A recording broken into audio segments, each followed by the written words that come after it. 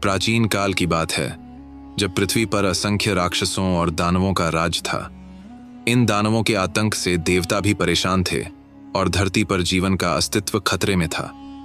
यह दानव राक्षस और राक्षसियों की जातियां विनाशकारी शक्ति और असीमित क्रूरता से भरी हुई थीं।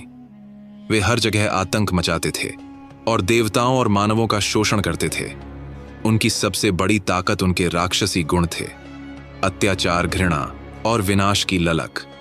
एक दिन दानवों के राजा रत्नाक्ष ने भगवान शिव से युद्ध करने का निश्चय किया। रत्नाक्ष को यह अहंकार था कि वह शिव के समान अजेय और सर्वशक्तिमान है।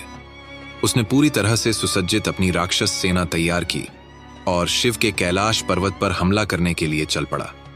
उसकी सेना में भयंकर राक्षस, दानव, राक्षसियां और असुर थे, जो पूरी तरह से नाश और युद्ध में माहिर थे।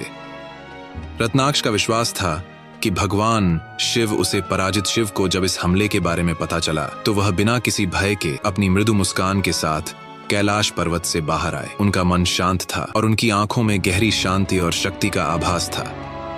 भगवान शिव ने अपने त्रिशूल को पकड़ा और एक साथ अपनी असीमित शक्ति को जागृत किया।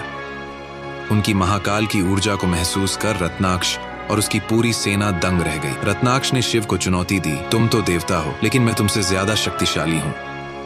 अब देखता हूं तुम कैसे मुझे रोकते हो। शिव ने अपनी आंखें खोलीं और उन पर एक गहरी दृष्टि डाली। शिव ने राक्षसों की सेना को अपनी नकारात्मक शक्तियों से तहस नहस कर दिया।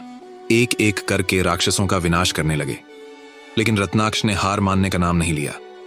उसने अपनी सारी शक्ति लगा दी और भगवान शिव के सामने खुद को वीरता से प्रस्तुत किया। रत्नाक्ष ने शिव से युद्ध करना शुरू किया, लेकिन शिव के त्रिशूल के सामने उसकी सारी शक्तियां निस्तेज हो गईं। रत्नाक्ष ने भगवान शिव से कहा, मुझे मत मारो, मैं तुम्हारी शक्ति और महानता को स्वीकार करता हूं, मुझे एक मौका दो। शिव ने रत्नाक्ष को देखा और उनकी आंखों में दया का भाव था। शिव ने कहा, तुमने अपने अहंकार के कारण बहुत बुरा किया है, लेकिन जो अपनी गलतियों को समझे और उसे सुधारने का प्रयास करे, उसका उद्धार संभव है। यदि तुम अपनी राक्षसी प्रवृत्तियों को छोड़कर सही मार्ग पर चलने का वादा करते हो, तो तुम्हें जीवन का दूसरा अवसर मिलेगा। रत्नाक्ष को भगवान शिव के इस निर्णय ने पूरी तरह से बदल दिया। उसने अपने बुरे कर्मों का पछतावा किया और भगवान शिव से अपनी गलतियों के लिए माफी मांगी। भगवान शिव ने उसे आशीर्वाद दिया और कहा, तुमने अपने दिल से सच्चे पश्चाताप का एहसास किया है। अब तुम एक नया जीवन